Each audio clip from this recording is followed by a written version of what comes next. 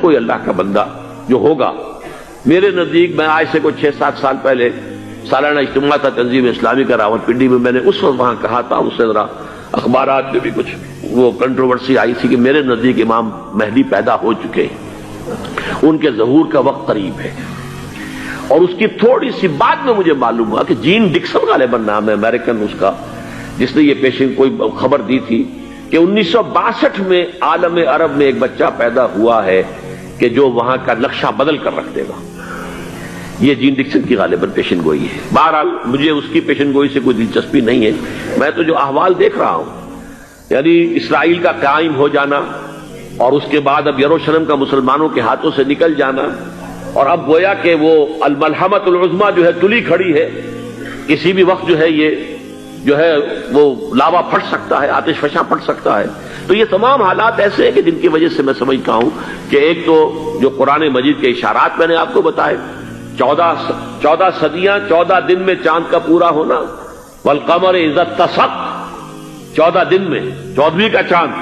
اسی طرح اب یہ 14 صدیوں کے بعد یہ صدی جو 15ویں صدی ہے، یہ در حقیقت ظہور امام مہدی کی صدی ہے۔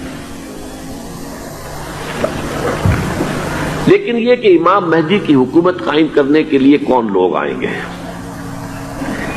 عرب جو ہیں وہ اندر سے کھوکھلے ہو چکے ہیں، عیاشی نے، دولت نے، پیسے نے، دولت، پیسہ، عیاشی، اس کی وجہ سے کھوکھلے ہو چکے ہیں۔ یہاں میں آپ کو 2 حدیثیں سنانا چاہتا ہوں۔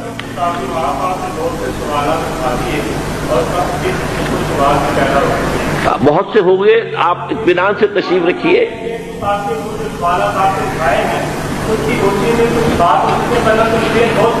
بہت ہوگی، بات ہوگی، آپ اس طرح صبر سے سن لیجئے۔ میں اب تقریباً اپنی گفتگو کے اختتام تک پہنچ رہا ہوں۔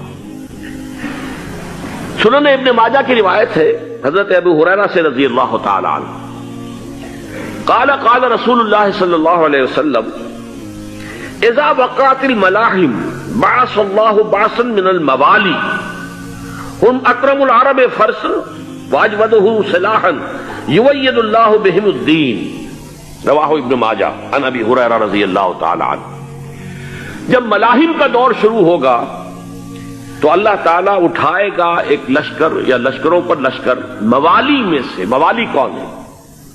عربوں نے جب فتح کیا تھا اس پورے علاقے کو خلافت راشدہ کے دوران، اور پھر وہ لوگ جو ہے، ایک رائے تو یہ تھی کہ انہیں غلام بنایا جائے سارے آبادیوں کو، لیکن یہ کہ حضرت عمر کا اجتہاد تھا، اس کے مطابق جو غلام نہیں بنایا گیا تو وہ موالی کی حیثیت رکھتے ہیں۔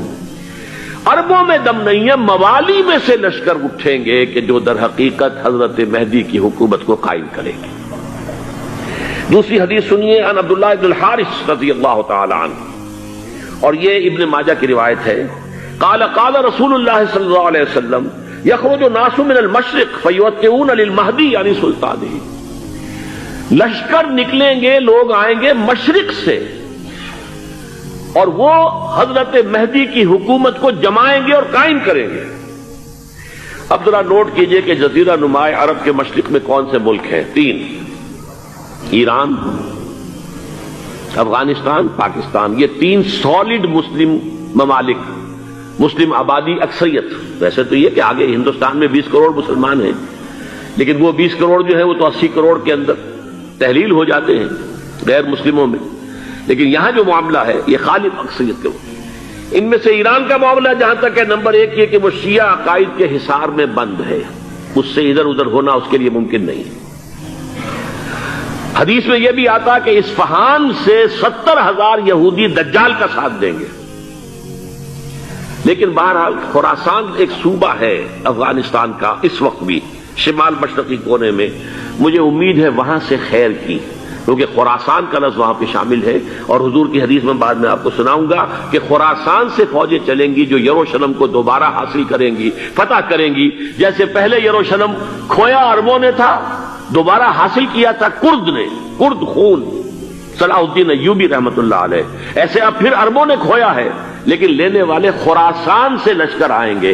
یخرج من خراسان رایات سود لا یردھا شیء حتی تنصب بإیلیا، خراسان کے علاقے سے کالے علم لے کر لشکر چلیں گے جن کے رخ کو کوئی موڑ نہیں سکے گا جب تک کہ وہ جا کر یروشلم میں نصب نہ ہو جائے۔